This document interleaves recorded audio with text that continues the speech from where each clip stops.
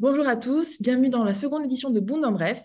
Aujourd'hui, on va parler des manières de pouvoir gérer les opportunités d'affaires en ESN, comment identifier, gérer et surtout gagner vos différents besoins. Aujourd'hui, on sait que le marché est super intéressant, on a parlé du recrutement, donc une fois qu'on a trouvé les candidats parfaits, il va falloir trouver les besoins pour pouvoir les faire rêver et leur donner envie de démarrer l'aventure avec vous. Donc voici 5 tips pour pouvoir gérer vos opportunités d'affaires et surtout staffer vos besoins.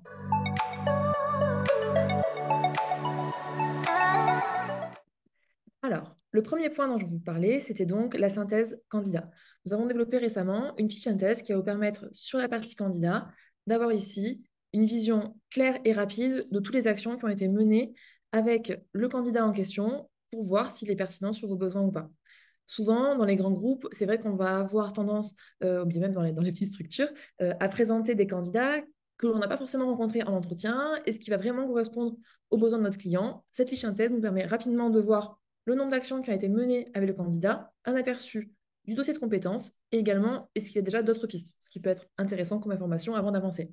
Les éléments salariaux qui vont aussi être déterminants par rapport à la rentabilité de votre activité et enfin, qui va être la personne à contacter chez vous pour pouvoir avoir plus d'informations sur ce candidat.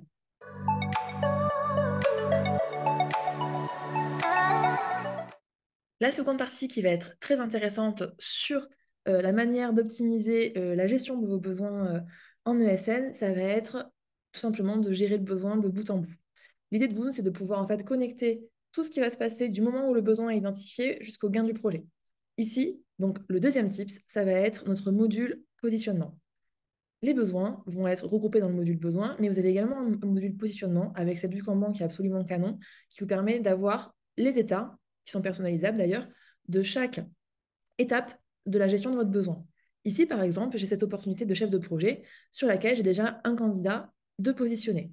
Je peux rejoindre mon besoin et donc mon module positionnement. Si j'ai identifié d'autres personnes qui sont susceptibles d'intervenir dessus, il me suffit tout simplement de me promener sur la partie candidat ou ressources des différents modules pour pouvoir tout simplement identifier les différents candidats possibles. Ce qui est chouette aussi, c'est qu'en fait, je peux rentrer à l'intérieur d'un module, enfin plutôt à l'intérieur d'une fiche candidat, et pouvoir parcourir les différentes expériences de son dossier de compétences sans quitter le module de positionnement.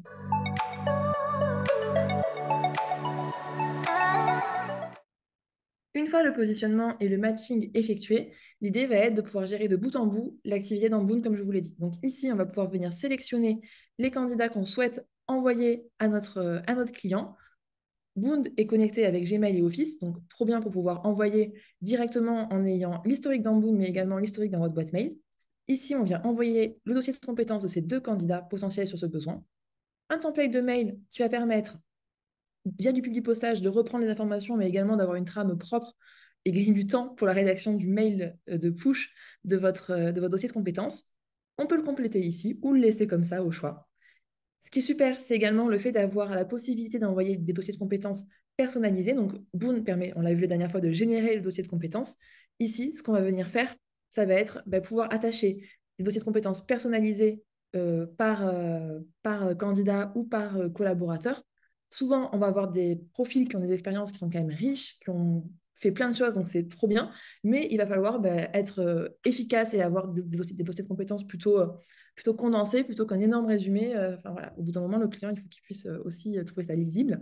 L'idée étant d'avoir un dossier de compétences ciblé. On peut en attacher plusieurs sur la fiche candidat. On peut également ajouter des tests techniques et ainsi envoyer plusieurs éléments directement au client. Ensuite, on peut passer l'envoi directement en envoi du CV, comme ça on sait où on en est dans la gestion de notre positionnement. Et hop, c'est envoyé. Si je retourne sur mon module de positionnement ici, on peut le suivre dans le Kanban et savoir où on en est dans la gestion de notre besoin.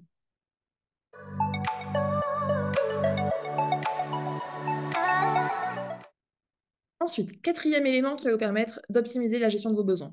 Une fois que le CV est envoyé, on va pouvoir gérer la proposition commerciale qui peut être générée, tout comme les dossiers de compétences, directement depuis notre module de génération de documents. Et ensuite, trop bien, la signature électronique, également une nouveauté, que vous allez pouvoir envoyer directement à votre client la proposition commerciale qui va pouvoir signer et vous allez la voir qui revient rangée au bon endroit, valider et lancer l'opportunité.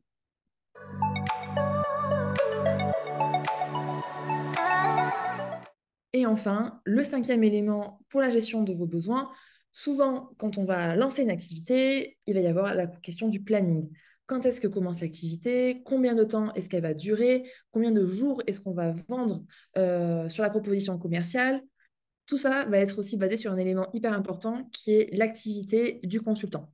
Nous avons ici un module planning qui va vous permettre d'avoir une vue de plan de charge et une vue d'absence. Donc, quels sont les congés qu'il a posés? Est-ce qu'il y a des périodes où il faut déjà alerter notre client sur son indisponibilité? Et également, bah, quand est-ce qu'il peut démarrer? Ces deux éléments vont vous permettre, en un clin d'œil, de pouvoir répondre à ces questions sans avoir à contacter le responsable RH de votre consultant ou encore sans avoir également à avoir un Excel avec 150 informations de 150 consultants. Ici, vous avez tout à portée de main sur le module planning.